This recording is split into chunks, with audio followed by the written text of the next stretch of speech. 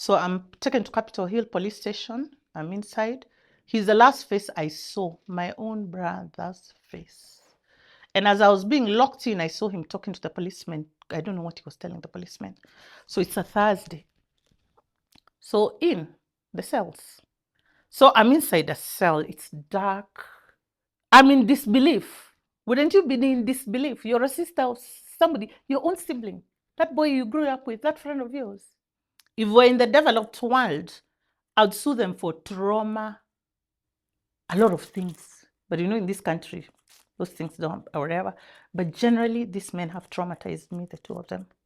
Last time I met him in court, as the lawyers were looking away, he'd look at me with lip language and tell me, "You won't see what I'll do to you." He did that twice.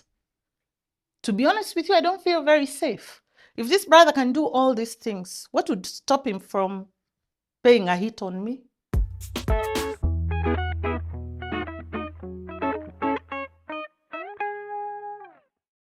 My name is Margaret Jenga. I was here last year, and a lot has happened in the last 1 year. I came to talk about my two brothers disinheriting me. We are 3 siblings. I'm the firstborn. I have a second-born brother who's a pilot, a third-born brother who's a pilot. My father died a long time ago, 1983, and unfortunately, and my mother died in 2004. All throughout our childhood, we were friends. We were such good buddies. I could never even expect anything that's happening currently, or even I'd heard of stories of people's families or the same thing happening, but I could not even comprehend it can happen to me. So come 2004, when my mom died, hostility crept in and they became very hostile towards me. Without notice, my younger brother moved into my mother's house with the help of my uncle. And my uncles were citing Kikuyu traditions, the last one takes everything. And that's how he took over the house 21 years down the line. So as a matter of fact, I fell off with my brothers just generally straight after my mother passed on. My second brother became very hostile to me, started insulting me, calling me all sorts of names, like a prostitute, which I've never been. Let's demystify these names that men like to actually call women. So for the last 21 years, I just picked my pieces and asked God, please, just allow me to run I worked for a little while, then I quit my job. And then I started a business. It collapsed. I went back into employment and set up a business again. But now we were estranged, put it that way. I hadn't even seen the men in 10 years plus until just very recently. So come 2021, my business collapses. And I figured out I have a fallback plan, my inheritance. And that actually my story of being disinherited by my brothers. When I attempted to go back to my mother's house, my brother denied me entry. I'd also had rumors on Naivasha home, which I could have gone and settled and maybe become a farmer. I'd had rumors of that one, the other brother saying the other one had transferred land to himself. And on investigating, I found out indeed he had. The land belongs to him now. He had even more or less conned this other one. Apparently, they take a trip and he tells this other one, when the judge asks whether the land can be transferred to me, you say yes, because it's easier that way. You transfer it to me first and I'll transfer to you. Then later for this other one to follow and this one refuses to transfer to him. So now, even the last one is upset with this other one. But might I remind you, this other one who's upset with the one who's conned him of the land is taken over my mother's house. So one had taken over my mother and the other one was going to take over my father. And they'd left me out. We had a meeting in 2010 when I realized they're being very hostile. My grandmother had not passed away. We went to the village and we agreed, no. My brother, the youngest brother, got grandfathers from the woodworks. So I even saw grandfathers in the meeting at my grandma's saying, no, girls don't inherit. In fact, the last born takes the mother's house.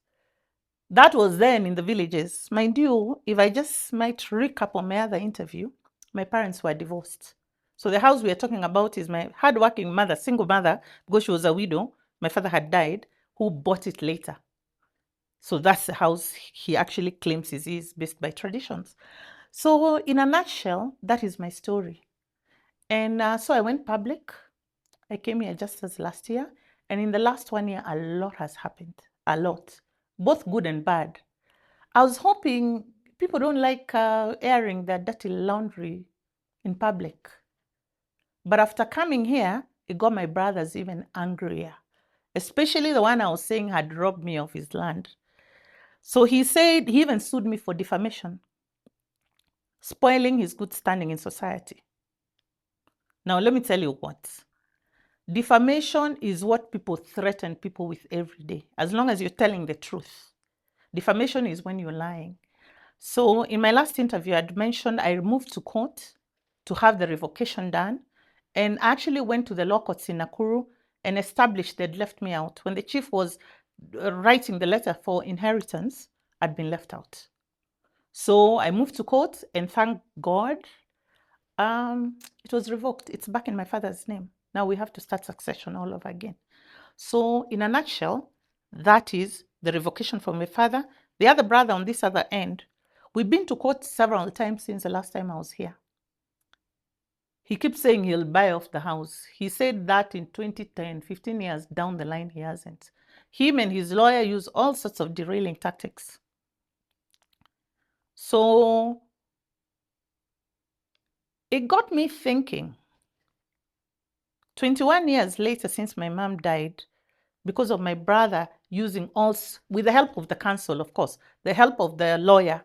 And I need to remind you, after the meeting I mentioned in 2010, the lawyer was there. We agreed this is what we're going to do. I have signed signatures with the lawyer and with a witness. So even when 15 years later he's coming to say he'll buy, what has he done in 15 years? But now he would have sorted me out a long time ago. And what I thought would kill me has made me stronger. And let no one not tell you this. Yeah, tough times make you stronger. Yeah, last year when I came here, just as I thought I was going to die, actually, for real, I didn't even think I can survive. Lo and behold, I buckled up and I continue with the journey. Let me clarify. My parents did divorce, but of course I had a father and a mother. So we have two succession cases going on, my mother's and my father's. So after the revocation of the Naivasha land, we have now to actually do succession for my father. Remember, we have step siblings. I didn't talk about that last time. My parents separated because my father was seeing another woman. And that woman got two boys and a girl. So when we are going for succession for my father's properties, we have to include them. So actually, I'll take it upon myself to make sure not even either of them is left. Everything that my father had has to be divided between the six of us because my father had 6 children, 2 girls and 4 boys. So I wish we could actually just sit down and resolve this whole issue. Otherwise, we've been in court for a whole 20 years. Because this story actually has gone on and a lot of women have continued reaching out to me because this story is everywhere. And like I mentioned in the earlier clip, it's not just in Kenya, it's in other countries. It's an African thing. A while ago, women were supposed to be married. And like I said in the other clip, it's very unfortunate that marriages are not lasting necessarily, or women are forced to be single parents, I being one of them, where a man actually walks out and leaves you single. And going back to the market becomes very difficult. Like right now, on a lighter note, I'm off the shelf. That's what my age group is called. Eh? The man walked out and left me. My brothers don't want me to go back home. And actually, why I've decided to address this case is because my brothers are all of us saying, I had a house and I sold it. Yes, but that had nothing to do with my inheritance. Actually, that's why I've decided to address it. So I even tell this brother who's grabbed the land in Naivasha, please just subdivide, allow me to even sell off a piece of land to get myself back on my feet, get back into business. My business had just collapsed. Between me and you, I've actually had 2 businesses. And running a business in Kenya is second to a nightmare, especially for SMEs. Now, my other brother, 21 years down the line, has refused to leave the house completely. To a point where, if succession is taken 21 years, I've switched gears back. I'm not even interested in succession anymore. Right now, my focus is intermeddling. It's a crime, punishable by jail or a fine. My brother is intermeddling. You're not allowed to actually enjoy any proceeds of the estate before succession is done. That's the same money they're using to bribe the cops. They're using to bribe, be in cahoots with the lawyers and everything. So right now, actually, the last hearing, I actually said, now I don't even want succession anymore. Let's first deal with the intermeddler. As of beginning of this year, he owed the estate 18 million shillings. That's January. So let's count up till December now. It will still be there. And trust me, he'll have to pay that money. My two brothers are airline pilots. They're employed. Their sister's business has collapsed. They are not going to let me put my things in my mother's house. I remember my follower saying he has 2 apartments on Mombasa Road that are empty. He's looking for tenants. But he can't allow me to put my things in there because in case anything happened to him, I can refuse to vacate the house. Can you believe that? So do you know where my things are 4 years down the line? In a warehouse, in an industrial area. We are nice people. We are not bad people. And women, especially, if you try and voice what it is you feel, we are considered troublesome.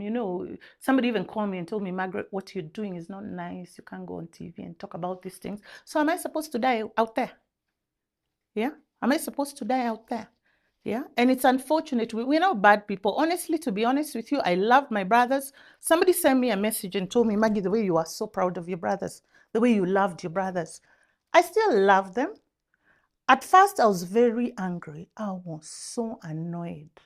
But ever since, just as like I said, a lot has happened in the last 1 year, I've let go of that anger. Because like we all know, anger doesn't even destroy the person you're hating or the person you're annoyed with. It destroys you. So my brothers, when you watch this, I'm not even angry with you. I feel sorry for you, actually. Because what does it take you to realize none of these things are yours? Huh? My mom, let me be specific. My mom did everything to take these brothers to fly in the US. A single mom. Huh? They're airline pilots. Can you believe that? I never thought I could actually come out in public. I started thinking I could maybe 5 years ago. But every time I thought I have the guts, a little voice told me, Maggie, no, you can't do that. You can't do that. So why did I come out to social media? I've exhausted every avenue. I've gotten professional mediators. I've gotten elders. We've been to the village. I've done everything. Trust me. I've gone to their friends, even of higher standing than them, thinking this man can actually sit them down and tell them, no, you can't do that to your sister. But guess what? They go and turn the whole narrative around and I look like the bad one. So I've approached people who I'd expect they will listen to. And then they're like, Maggie, what they're doing to you is really bad. But I know them. I'll call them. I'm going to sort you out. The next thing I'm calling the person, they're like, apana. You, Maggie, let the court deal with those things. So me, I don't know what they go and tarnish and say and everything. I don't know. But that's neither here or there. It does not stop the fact that I'm a sister of the same father, same mother, and everything as per the Constitution of 2010, Article 27 and 30. Equal rights for both boys and girls. Those traditions are not applicable anymore. But unfortunately, a lot of men are still hanging on to those traditions. Just from pure greed, nothing else. Yeah, nothing else. So I'm not here to paint my brothers in a bad light. They know I've tried. They know I have. They know I've called everybody. They know by the time I came out in public, I sent them over 1,000 emails. The other day, the lawyer sent me a whole stack of emails to my brothers. For us to go to Naivasha, I mentioned they're both pilots. I kept telling them, please, one of them kept saying, we can't go 2 of us. We need to be on the ground, the 3 of us. It took me 2 years. To a point where I was like, now, After 21 years of being in court, I've exhausted everything. Let me come out and talk about it. And hey, lo and behold, so many women reached out to me. I'm not alone. This inheritance issue, even for every Kenyan watching me, you know it's happening. You know it's been going on. Widows are thrown out by their in-laws if the husband dies. Yeah. And I must say I've survived out of social capital really for the last 4 years. Because if I was in the village somewhere, I don't know what would happen. And a lot of girls, even some in the village, have reached out after watching a couple of my clips. They go get married to somebody, the relationship doesn't work. They go back, the brothers tell them they're not entitled to anything. So they're in limbo. So where do they belong? And plus me, where do I belong? So I'm not painting my brothers. As a matter of fact, initially I was very angry when they didn't try and be there for me, as you'd expect family to be there for you, for you. But over a while, I've calmed down. And one of the reasons being, a lot of women have reached out to me, which I'll talk about later. And this is happening. And how can we are coming together. How can we help ourselves? How can we solve this issue of you're hearing somebody's case has been in court for 20, 30 years? One of the landmark cases in this country is the Koinanges. I'll talk about the high-profile cases we know. But out of those, those must be 0.001% of the cases we have in the law courts right now, succession cases. So many women are suffering. There's a friend of mine, I've been wondering where she went. I was in high school with her. Her name was Catherine. Catherine, I really pray you can see this clip and reach out to me. I need to apologize to her. Catherine came to me once. And she had 2 brothers. And she told me her brothers have kicked her out. They've refused her to move into their mother's house. And I remember asking Catherine, are you sure these are your brothers? Same mother, same father. Same mother, same father. Catherine told me, yeah. Trust me, I didn't believe her. I didn't believe her. I actually did not believe Catherine. We lost contact. I went on with my life. She went on with my life. Little did I know I'm going to be in the queue. And what is so funny about Catherine, she had 2 brothers, just like me. And at that time, she was hustling. She had a kid. She had a son. She wasn't married. Little did I know I was on the queue. I happen to watch a lot of clips. Lately, any clip, trust me, that has any such related issue, be it be a widow, be it being sisters, I've watched so many things. We might blame social media for this and that. It has its positive, it's got its negative. But for me, what I have seen from social media, people can come out and talk. It took me, like I said, Justus, 5 years to get the guts. Depression is rife. I'm telling you, I have not worked for 4 years. I don't have an income for 4 years. And let me be daring enough to tell you guys, I'm homeless for 4 years. And I think when people don't want to be there for you when you're in trouble, they're hoping you'll go down.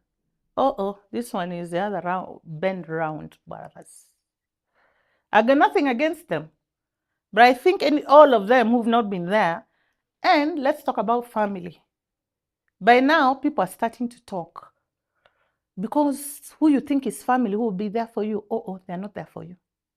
Especially when you're down. When my things were going okay, I had relatives reaching out to me all the time. In fact, I've got a specific uncle, if he watches this. Though I've been there for that uncle. The minute things went south, he ganged up with my brothers.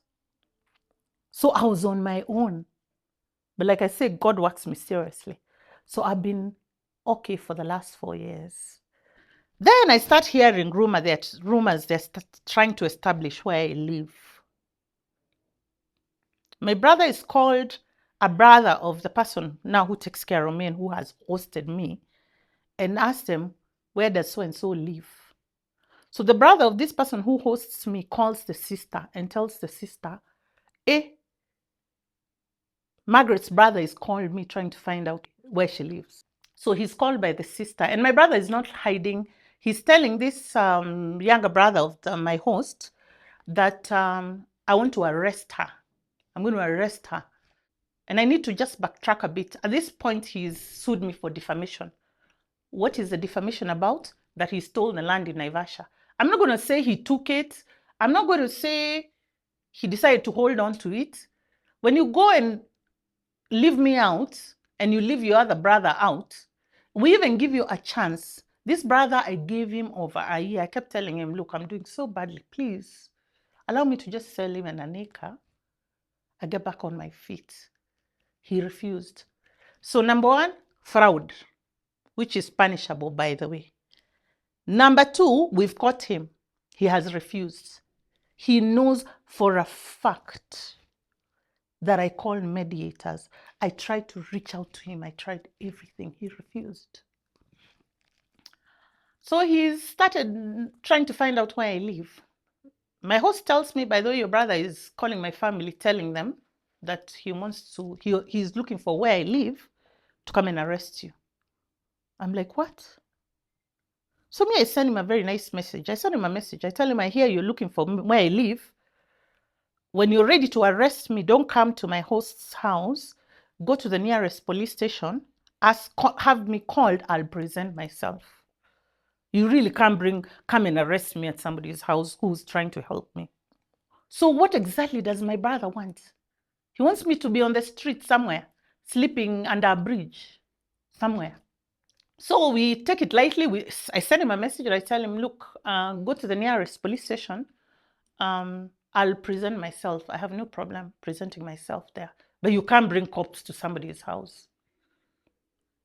My brother managed to establish where I live. Fortunately, by the grace of God, my host had gone for a meeting. So I'm in the house. The bell rings. I open the door. Who is standing there? My brother with 4 cops. 4. So I don't know why 4. He could have just taken 1 or 2. I'm a lady, surely. Even him, he's got manpower. God knows how much he paid the police station to get 4, to be allocated 4 policemen. He hadn't thought his plan very well. Me, I was waiting for him. He had been threatening he's going to arrest me anyway. Why is he arresting me? I think I need to clarify that very clearly. We're talking, I've got my mother's succession. I've got the revocation of Naivasha. I have defamation. So we're talking about, I've got 3 cases in court and I don't work. So do I have money for lawyers? No, I don't. So this particular defamation one, I decided to represent myself. And the first day I crack it, I tell the judge, look, they left me out. Give me time. I'll go to the law courts in Nakuru, get the paperwork, and then prove they've left me out. And even now, they won't give me anything.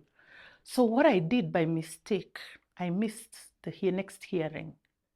It was via Zoom. Of course, this is something new, but now I'm a pro. Me, I know a lot of things right now. I can tell you what cost lists are if you're a lawyer.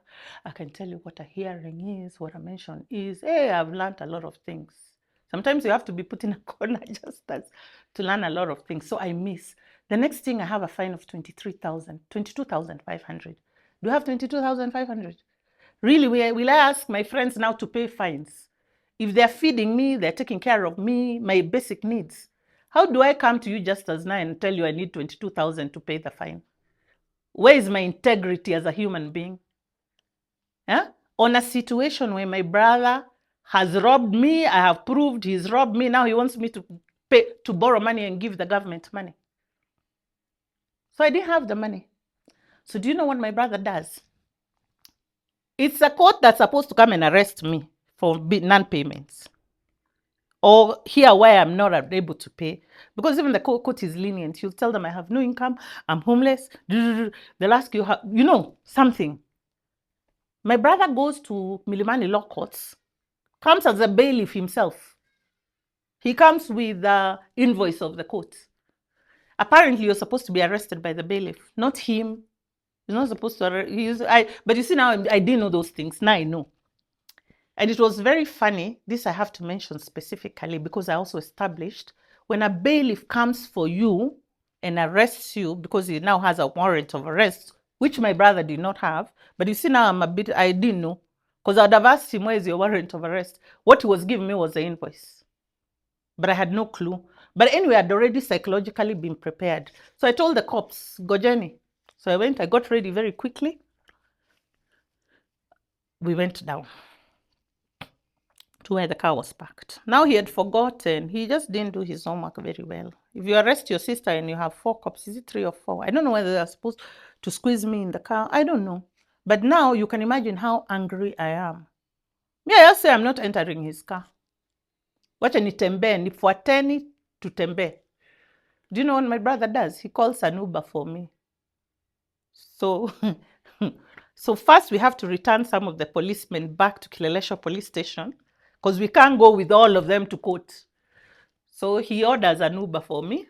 I get into the Uber with some policemen. We go to police station. We drop Sam.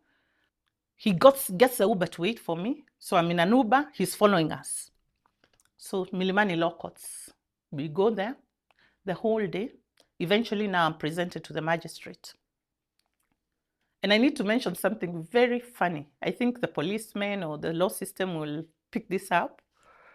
When the bailiff comes to pick you up, he's supposed to be with you throughout until the magistrate or the judge decides what they're going to do with you. They're not supposed to leave you. But now what my brother has done, he's gone to Kileleshwa police station and gotten some cops. Those cops ni wale tu and then mshike mrudi kazi. You should have seen how frustrated the cop who I ended up with at the bailiffs was. Lakini niko supposed kurudi. Nito hapana, si wewe ulimshika, lazima ugonje hapa mpaka the end of the day. Mpaka magistrate decide. It was a Thursday. Do I have the money? No. Am I going to call my very good friends and tell them I want 22,000 to come out of whatever? This was a moral decision. I don't have money that I'm earning. Am I going to borrow money and give the system? I don't know, you're getting me, yeah? For an error for a wrong that I have not done. I just simply said, my brother has robbed me. I've tried to approach him. He has refused. I've called meetings with mediators, elders. He has refused. In fact, he insulted me when we got to the ground and told me this land is mine. And I can decide I won't give you anything. I'll throw you out, go wherever. He told me that. I'll never forget. So eventually I appear in front of the magistrate about 4-ish. My brother is still there outside. Oh, between me and you, and I'll talk about this later, he carries a gun. So I don't know at what point, that's the time a magistrate had just been shot, remember?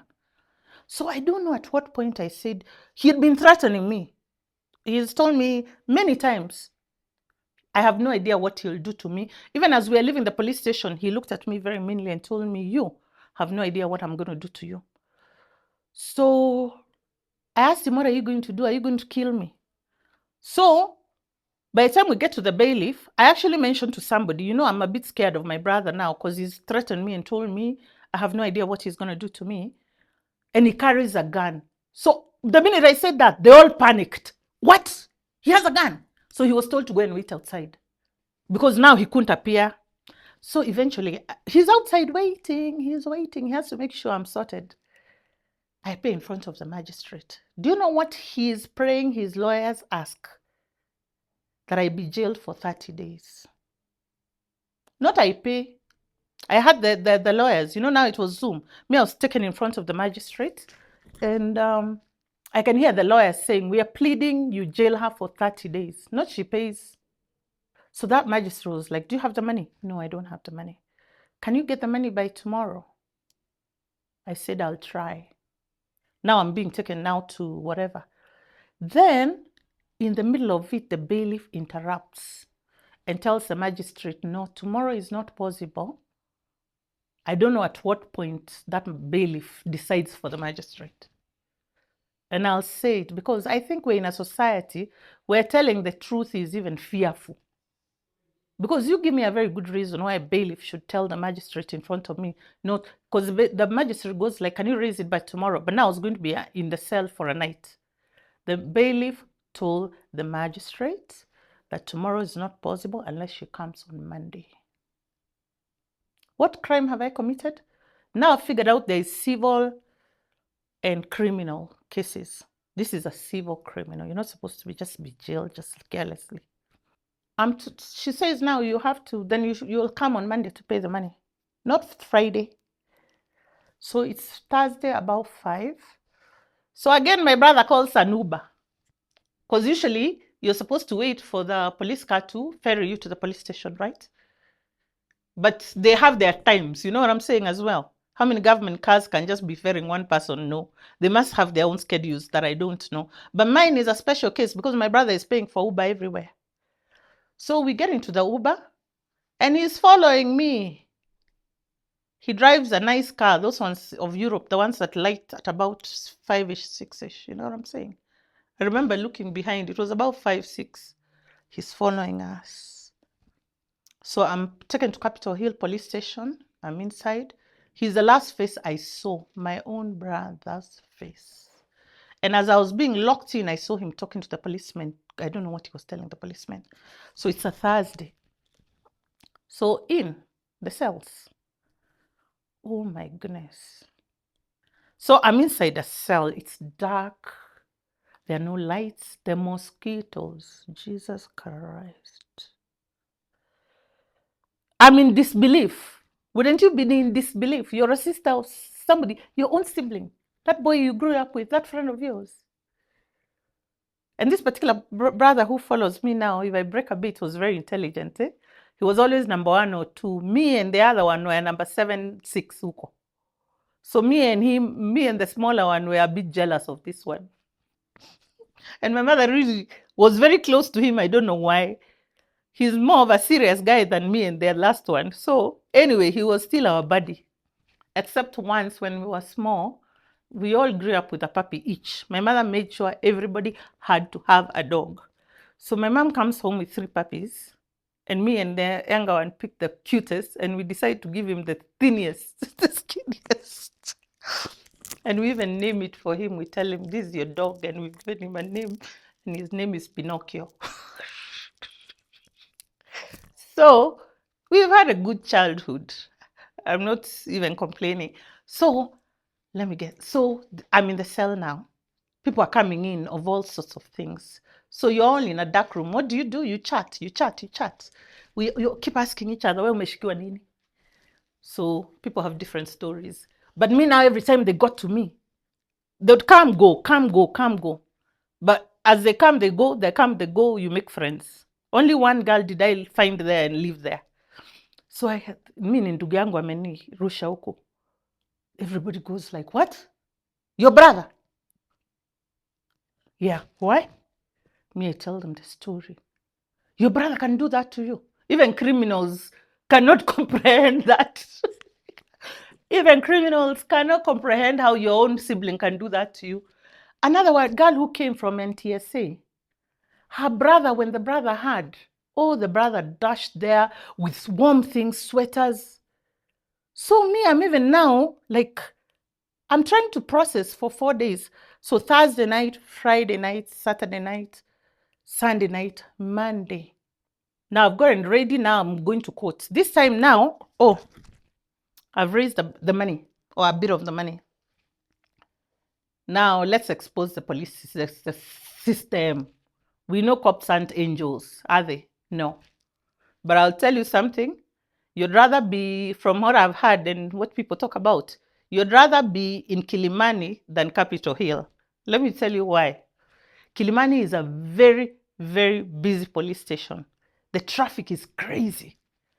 So people will try and get you out, and the cops will be given money. You understand? Whether bail or whatever, there's a lot of activity. Capitol Hill is very quiet because it's within the business district, is very offices. So it's a quiet place.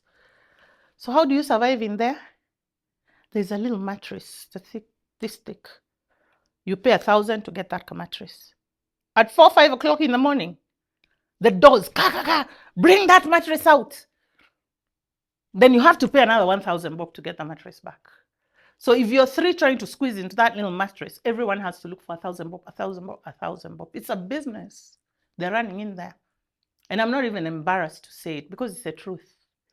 To be honest with you, when I was there for 4 nights, these guys have gotten so brazen, you're even paying them with Mpesa. The cops who are a bit careful, they say cash. They don't want a trail. That time, I'm there to raise money to get out. I need you to understand my pain. So I'm calling everybody, just as I called you as well, if you remember, and thank you. So I need to raise that 22,000. So people are sending me the money.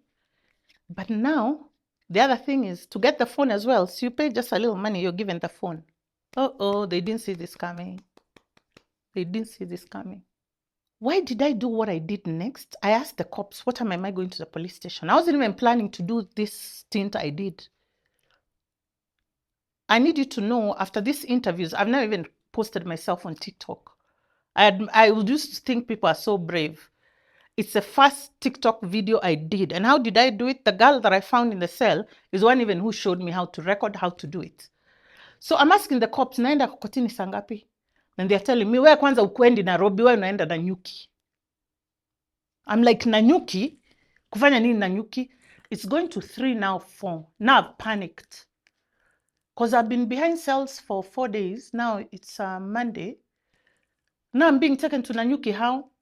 How did Nanyuki even come into my life? I've never lived there, never done business there. But my brother had made it very clear, you will see vile nitafanya na wewe. Do you know, I decided do something very quickly because it's God anyway, I guess. Sometimes you'll do something that is even beyond you because how I did it, how I thought it, I don't know.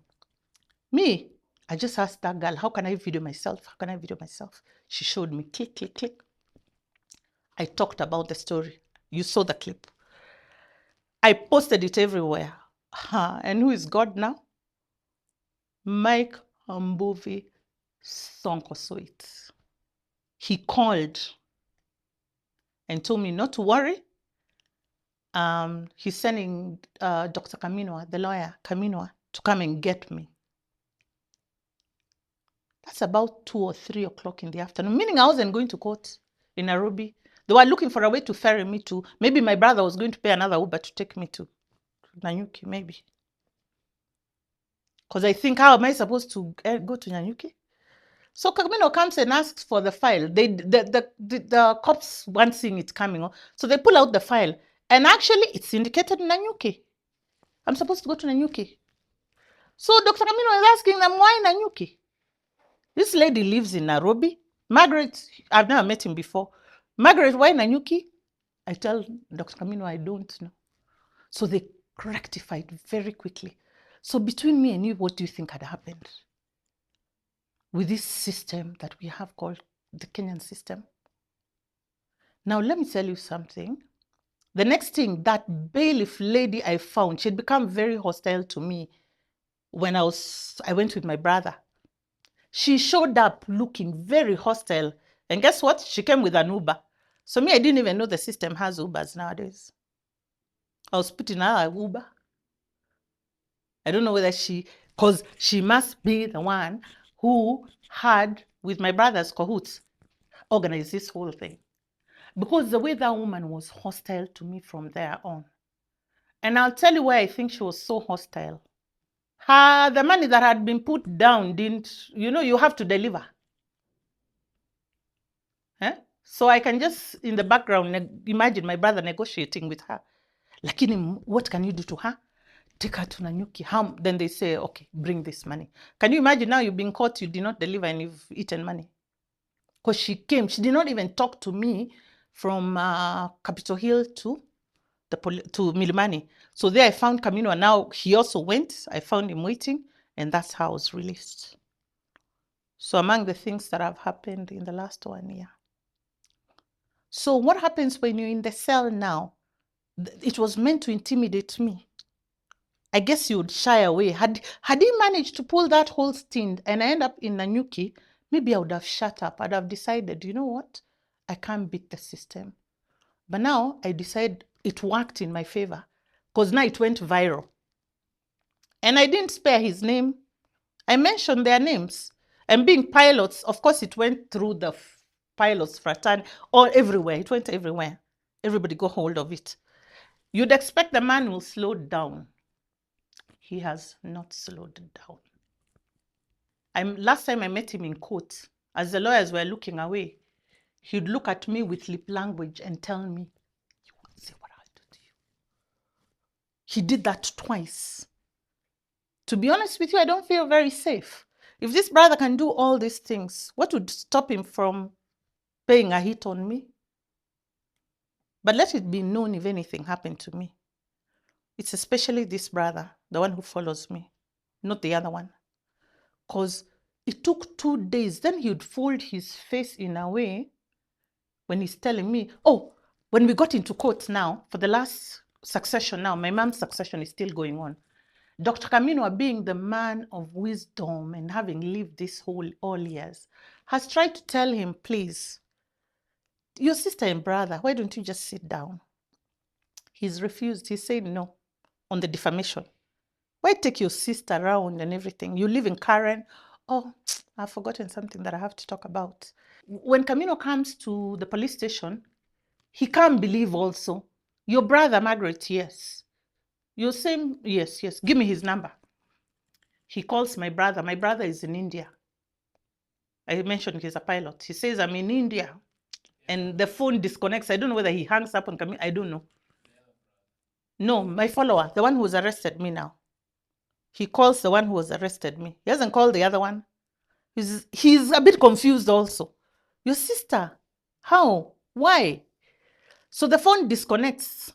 Do you know what my brother does when he lands at JKIA? After the viral clip of Sonko and the Kaminwa now, he's managed to get Kaminwa's number, and he's called Dr. Kaminwa and told Dr. Kaminwa, I'm your neighbor. I live in Karen as well. So Dr. Kaminwa was even asking me, how did you even know I live in Karen? Can I come to your house and have a cup of tea? So Dr. Kaminwa told him, no. Come to the office. It's on Oloitoktok Road in Kileleshwa. That particular day, Kaminwa told me, come by the office. Your brother is coming. So I went to the office. Then on 2 seconds, he told me, Margaret, go upstairs because I think your brother will not be, I don't know what his plan is. So let me hear why he's coming to see me. You're a lawyer. And between me and you, any lawyer I get, he visits them. Me, I don't visit his lawyers. So do you know what he had come over to tell Kaminwa?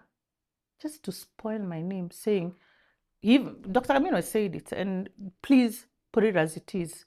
Your brother is here, is trying to paint you as a mentally unstable person. So he wasn't there to even resolve the issue. So Dr. Kaminwa told him, you know why your sister is making all this noise in social media? You live in Karen, I live in Karen. For now, why don't you get her? You're a pilot, right? As you resolve this, why don't you get your sister? Not another neighborhood, get her a place in Karen as well. So my brother said, I'll think about it. He's never gone back again. If we're in the developed world, I'd sue them for trauma, a lot of things. But you know, in this country, those things don't, or whatever. But generally, these men have traumatized me, the two of them. And their defense when they go talking badly about me, is I'm a person of unstable mind. They love using that. They'll try and attack my character. Not give good reasons. You know, you don't know my sister. My sister is like this. Hey, oh, one day I meet friends socially. And then somebody comes over and says, hey, Maggie, how are you? And then they tell this person, this is so-and-so's sister. That person looks at me like, what? Your Captain So's and Captain So's sister, yes. We go on socializing, people having drinks. The person looks at me again and asks me, might you have another sister? I told him, no, I'm the only one. We go on socializing. They ask again, are you serious? Are you the only sister? I tell them, honestly, I asked now somebody else to confirm. Yes, she's the one. The man just looked at me and told me, why do your brothers paint you in such bad light? In fact, his words were this: you are either a very good pretender, meaning I'm not seeing, or something is very wrong with your brothers. Because the way those brothers talk about you, even if my sister was the head of the prostitutes on Koinange Street, I never talk about her the way your brothers talk about you. At least that one opened up after a while. Another scenario again, I'm introduced. The guy went like, this is the sister. He even moved with his drink and went somewhere else. So I don't know what they tell people. And what is it all about?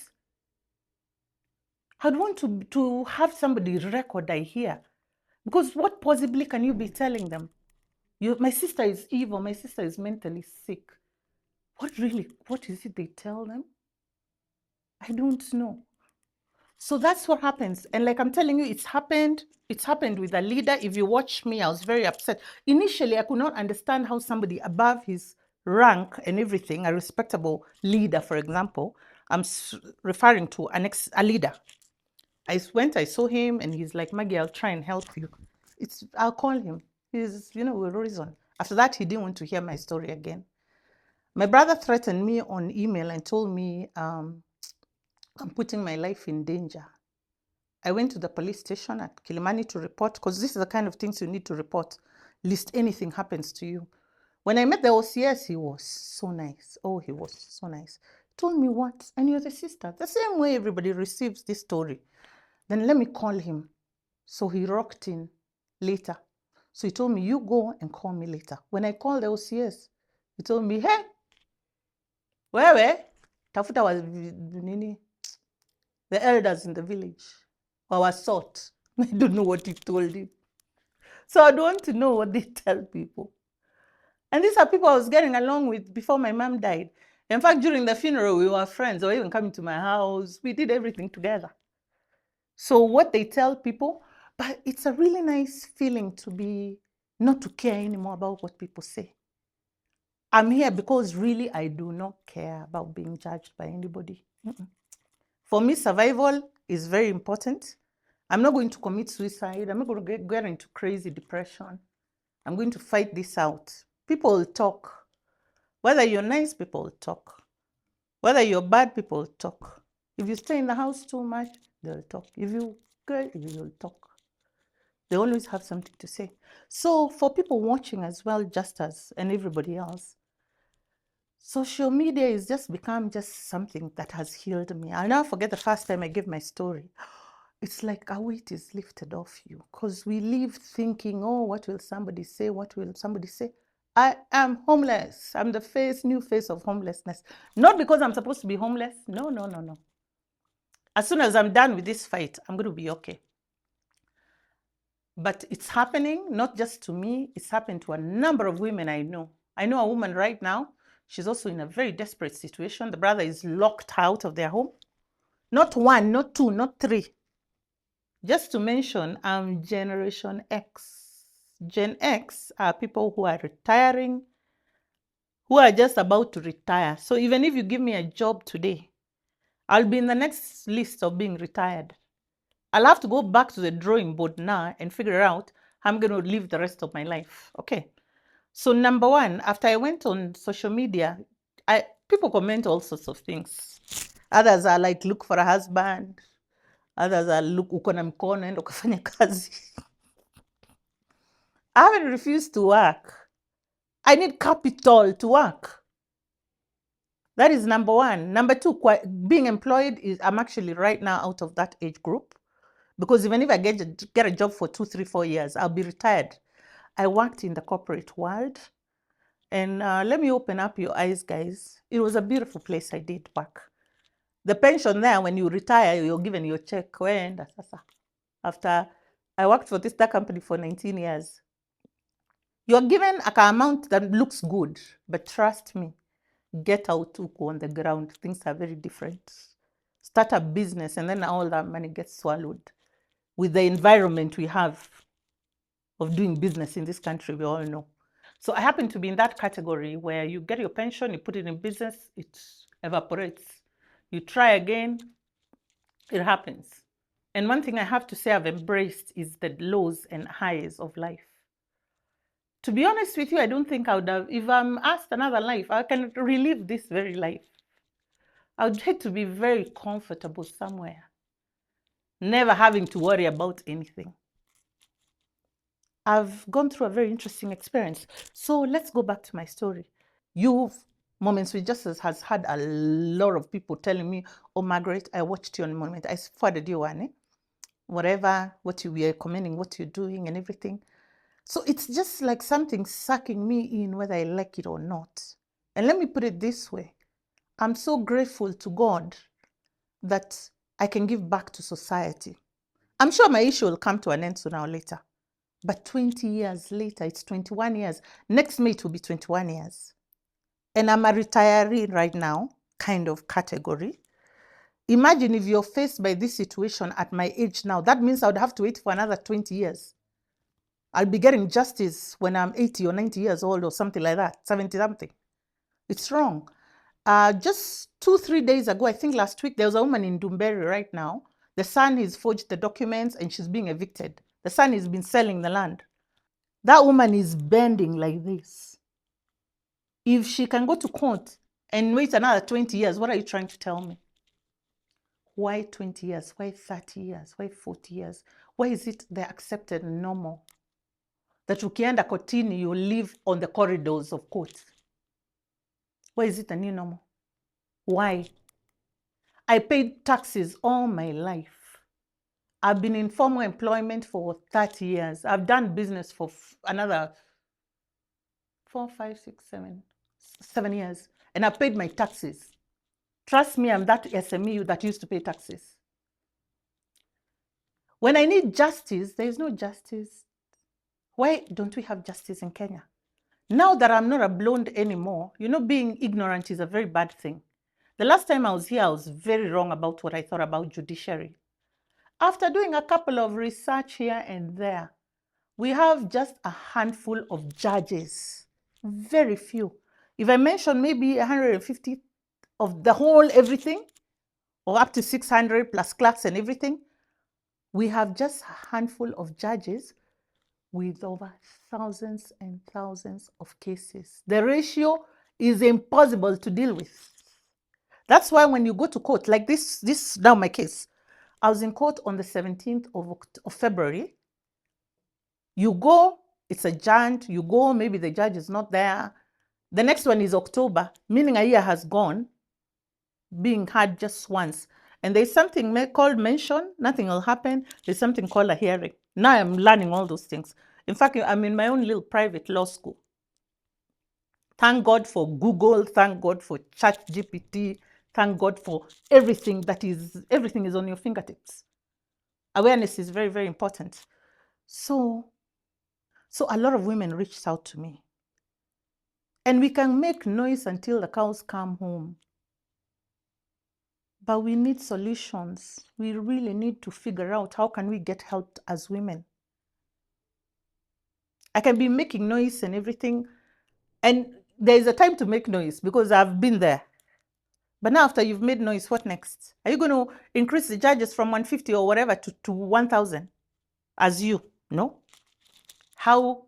Then I figured out how we're going to approach this now.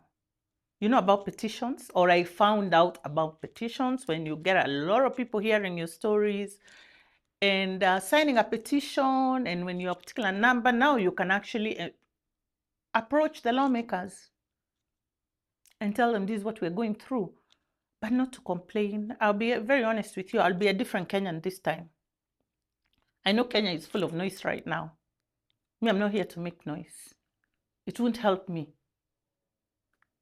So we get together with all these women. They've reached out. I'm like, we form a WhatsApp group. This WhatsApp group initially becomes like a therapy kind of group. Actually, you don't know what I've been through. This is what my brother has done. I'm not the only one. There's a friend of mine called Lucy. Shout out to Lucy. You'll see this.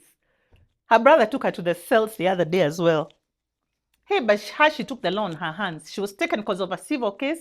They wanted to turn it criminal because she's trying to give a court. Anyway, long story is cut short. I'm not the only one who's been thrown into the police by the brother. The brother did exactly what my brother did. So we are many. So I figure out this is not a therapy WhatsApp. We need to have steps. What is it we can do besides just cry about what my brother has done, what my uncles, everything. So I come up with this idea of forming an NGO. So I'm in the last steps of forming the NGO. We even come up with the whatever, what do you call it? The name. The name is Women Inclusivity Network. Acronym WIN, interestingly. And why inclusivity? We're not just saying just women.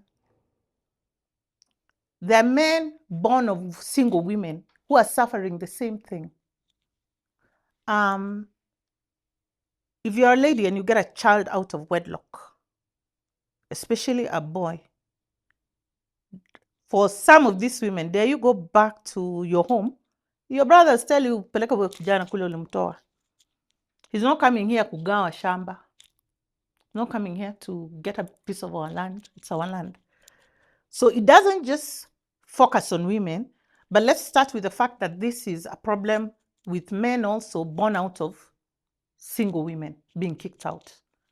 So it's not a fight. We are not fighting you, our brothers. We're asking you to just call a meeting with yourself. You're the same fathers who give birth to daughters. Eh? My brother, for example, he has one daughter. I keep asking him and I repeat it over and over.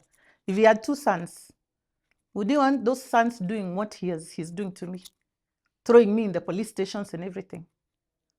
Huh? My brother, imagine you're not alive today and you see your daughter. I believe spirits still see your daughter being. What do you think my father and my mother are feeling right now? So we are not even fighting. I don't want this group to look like a women's group fighting. Do you remember the impression people got of FIDA? Huh? I'll make it very, very clear. This is not a FIDA kind of situation. Because these are the same ladies with sons. We're not fighting men. We're not. We're just telling you we have a right to live. We have a right to just go through our life. What is it we can do to ease off the pain of a lot of widows, daughters who've been in court for years, people driven by poverty? Legal fees aren't cheap. Huh? It's very expensive. Right now, I've run out of money for lawyers, by the way. On the next one, now I'm representing myself. Between us, Justus, I've just consulted. As long as you have guideline, do this, don't do this, don't do this, the court doesn't like this. I'm representing myself throughout and I'm not scared. Do not be intimidated by the fact that you don't have money anymore. So WIN has a lot of objectives that we are putting together. The NGO is on its final stages of registration.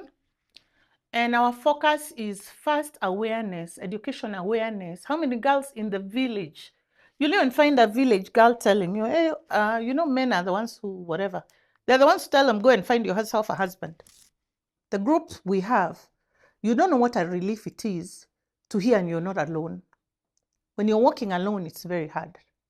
I have a petition going on that will be on the link of this video. Please read through it, sign the petition, support this movement so that we're able to sit with the CJ, we're able to sit with the AG, we're able to sit with the leaders, we're able to petition and ask, why would 20 years look normal, 30 years or 40 years? And please don't ignore it. If you have a child, you're young, especially, you know what? This is happening to people at a particular age because our parents have both died. Like I mentioned earlier, I had a friend, I did not believe her. It happens after your parents are dead. And trust me right now, even if you sit with your siblings, they look like they never do anything to you like that. Trust me, you know when your last parent is 6 foot under. That's the day you figure out who your sibling is. And on a lighter note, they say a mother's womb can bring forth a preacher, a thief. That's a very good description of what you are as siblings. Right now, I can tell you me sibling means we're on the same route on our way to earth. Because right now, my friends, I've learned the true value of friendship, not family. So please go through it. Because what we want is first to deal with that 20 years. Why 20 years? Why 30 years? Why are old women on the law corridors? What is the issue? So we've gone through the issues. The issue number one, how many judges do we have? How many cases do they have? What is the ratio? How can you expect one judge to take care of 300 cases? It's like telling a teacher, teach 1 million kids, or telling a doctor, treat these 100 people. By the time he gets to 25, the other 50 are dead. That's the only best description I can give.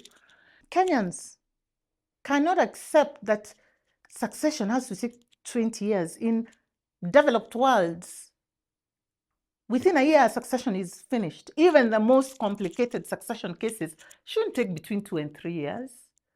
But now, how do we get there as Kenyans? We pay taxes. We hear allocation of this to this, allocation of that to that.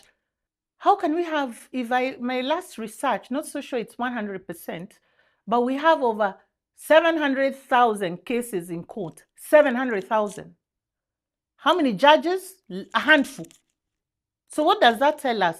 A solution like this is just employ more judges. The judiciary, we need to support it. We need to really now make noise. Mr. President, sir, allocate the judiciary funds. And I have a solution for you, Mr. President. I kept saying it. The money that is tied in succession is ridiculous. There is money in the bank, even in my mother's account. And you know what is so funny about money in the bank when you die? It's frozen. 21 years, frozen. It's not even earning interest. And the banks need to explain to us why a dead person's money doesn't earn interest. The money is not dead. Somebody needs to challenge that. Because if my mother's been dead for 21 years, and her money has been sitting there for 21 years, and if I get a bit of that money, I can sort myself out right now. They've been using that money to lend people, and they've been earning interest off it. What is that? Why hasn't somebody challenged that? If we want that's not my case right now, but just I mentioned, somebody should pick it up. Why is it money is frozen? Money doesn't die if somebody dies. So what I'm saying is there's money in the bank. There are properties that cannot be touched. You can't sell. You can't do anything. There's a lot of money if succession cases were finalized that would flow back into the economy. I'll tell you what, this delay is what gives thugs the opportunity to steal people's land and do such criminal activities. If you are to move very quickly, people move on, they sell the land, it moves, the money gets back into the economy. But if you give a very big window to intermeddlers and thugs, they'll do it. They'll know this is the land of so-and-so. It's been here for 20. Squatters will move in, you can't move them. You just complicate the puzzle even worse. This whole situation becomes worse. Let me talk about me and my brothers. When this story started, it was easy. We didn't hate each other as much as we hate each other. I'll use the word hate. Because surely we can't even sit on a table together or have lunch, or we can't. It's just gone escalating. Had it been finished within no time, my brother would not have had an opportunity to transfer land to himself. This other one, the intermeddler, would have been dealt with by the law a long time ago. It would have even maybe saved the fabric of my family, which right now is in tatters. So if you think about it, assume we have a tribunal that decides, let's deal with these situations very quickly and clear this backlog. Do you know there will be a lot of money? Between me and you, I checked, and I swear to God, it's over 200 billion shillings held in succession matters. As people are getting broke out here, or people doing nothing. I still have energy to work for maybe 2, 3, 4 years. I've lost 4 years. Do you understand how painful that is? I've worked all my life. I'll be very quick to set up something and start doing something that will keep me going. I don't need to be a beggar, which I've been turned to, kinda. So we are talking about the kind of wealth that is just sitting there doing nothing. This same money can employ the judges. Why don't you give us a tribunal? I'm telling you for a fact, if the succession cases had a tribunal and we tried to get the best shortcuts to clear this backlog, a lot of money will flow back into the economy. We'll pay teachers. I Googled what 200 billion can do for this country. It would blow your mind. Maybe we won't be running to those foreign, the MIF and World Bank borrowing money. Because for me, The minute I have access to this, I'll be so busy doing what I have to do very quickly to sustain myself, maybe even employ people, and the money flows right back into the economy. The other issue is lawyers. Lawyers, beware of the lawyer you have. Some even collaborate with the opposite side and ensure the case goes nowhere. Why? You become like rent to him for the rest of your life. You go nowhere. You pay him, pay him, pay him, pay him, pay him, and you'll never close that case. And between me and you, just in case you know, if a lawyer loses or wins, you still have to pay him. So there are lawyers who just set you up like a building. They'll be collecting rent from you for the rest of your life. That's what they do with us. I have one in my group now. In my group, meaning me, my brothers, and my brothers. We are 3 siblings. So the last one is ensured we do not finalize succession. And I'll pack it up very quickly to another situation. Why is he so confident? Because he knows that cases in Kenya don't move. You can be in court for another 40 years. So the man is in his 50s now. If he can be in court another 20 years, that means he's sorted for the rest of his life. You understand? So number one, if you get a lawyer who tells you the truth, like I'm telling you Kenyans, we won't move if we have just a handful of judges. Don't even blame the judiciary, don't. Then the situation is numbers. Just like a teacher is told they can teach so many students in one class, it's the same story. How do you expect just a handful of few judges, 0.001% of the judges we're supposed to have handling all those cases? Even them, they know. So can they also help us? Can they join us? Can we know, can Mr. Ruto be told that there is so much money held in the succession that can come out and pay all the doctors and all the teachers? You've seen it also through social media. Women crying for justice. Files missing. 20 years dragging on of cases. It results to a lot of suffering, and I'm walking that path. I have a petition running right now. I'll share it on the link right now. Please, if you've heard my story and you can see what I'm seeking for or what we are seeking as women affected, and by the way, the group also has a few men, please sign this petition. Let's advocate for change and solutions. Yeah, and solutions. Yeah, let's stop the blame game here. I'm actually tired of everybody in Kenya blaming everybody else. We can't just leave this to one individual, like the president, for example. We are the Kenyans. We elect them. We'll give them solutions, like I've given solutions. We want a tribunal set up, just like they've done for taxes, land, politics. And as we are guaranteeing a return on investment, if you know what I'm talking about. And please, you might not be going through this. If you listen to my story, there's a friend I'll be looking for. I pray to God she's well. I haven't seen her in years. I never thought I would be in this position. And that's why I'm asking you. You don't know about tomorrow. You could be having very loving siblings like I did.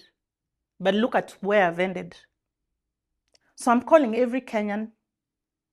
Please have a look at the link. It's very brief. It's just 3 simple steps. Sign. What are we seeking? More judges. More than anything else, for the first time, let's support our judiciary. Let's ask the judiciary to come out. Let's have a conversation. This same money will go back and employ another 100 judges or 200. Actually, even 200, 300 is not enough. I think we need like 1,000 judges.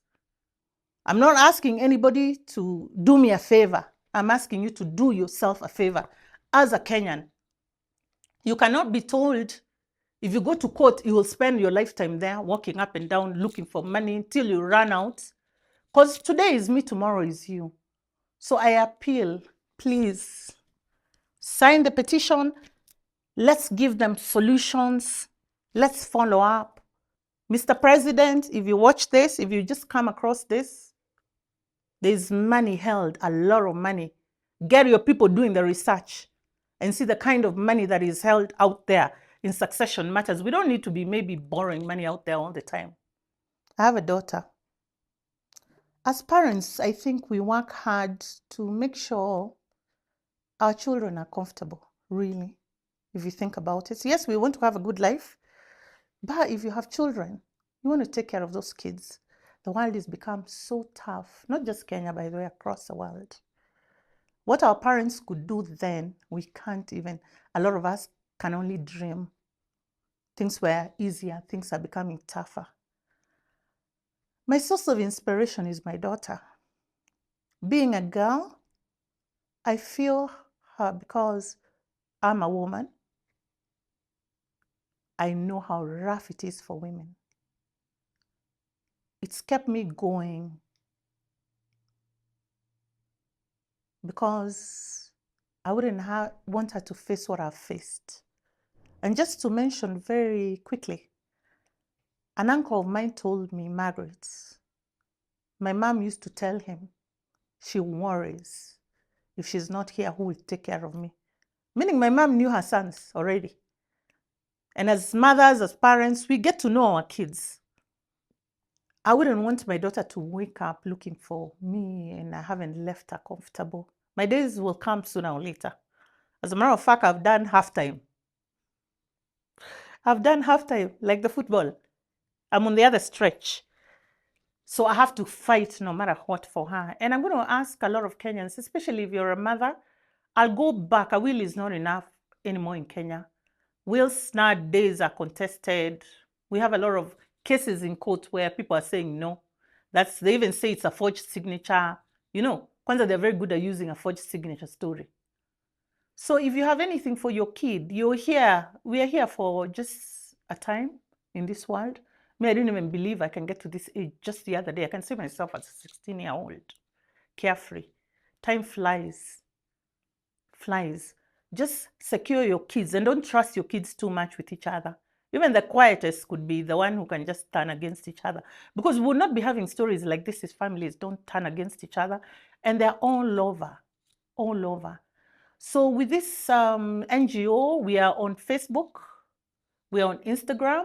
We are about to completely come on Twitter to have you guys have this conversation. Please, I know you might not understand what I'm going through because I've been there. I didn't understand. What are you talking about? There are people who've told me, oh, just leave your brother to take that house, whatever. The person who's telling you has never walked your path, so they don't know. So yeah, one of my biggest inspirations is my daughter. Then number two, I love life. I'm not going to lie to you. If my brothers, people thought I'm going to die because of this, I'm that person when you push me down, when you hit, they say when you get rock bottom, you don't have any other way to go. So I've decided to turn lemons into lemonade. And that's me generally. Even when I go hungry, I'm like, at least today I'll lose a kilo or two. I don't think, oh, I'm hungry. No. I look at the glass half full, not half empty, always. I'll look at the good side. Now, that is what my brothers really don't know about me. And between me and you, we hardly know each other with my brothers, if I think about it. And this is very important that I mention. My parents separated when I was like 7. My mom went full throttle of going back to school and working really hard. I was in boarding by the time I was 13, and so were they. So we were in boarding throughout. So we just meet of the holidays, back to school, holidays, back to school. We finish high school, they go abroad, I'm left here. Then they come years later, everybody has moved on. So we hardly know each other, actually. So maybe they'll get to know me better by watching me right now. I'm resilient. I'm so resilient. And that's actually, if you ask me what my best, what I like about myself most is my resilience. If I'm pushed to the wall, that is where I'll look. I have to bounce back. And this time I'm going to bounce back. And I'm going to bounce back, not just for me, for a lot of Kenyans. I'd hate to win my case and move on and not help a lot of women.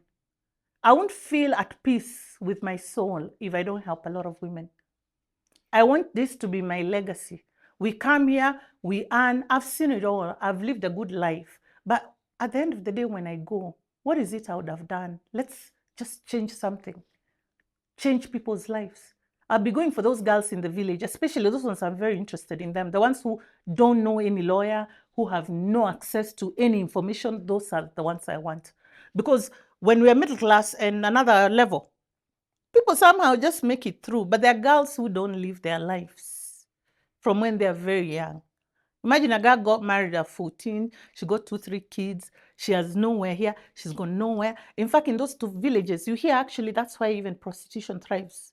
Because they have to feed their kids. And if you're a mother, you know what it is. So generally, in a nutshell, that's me. Yeah.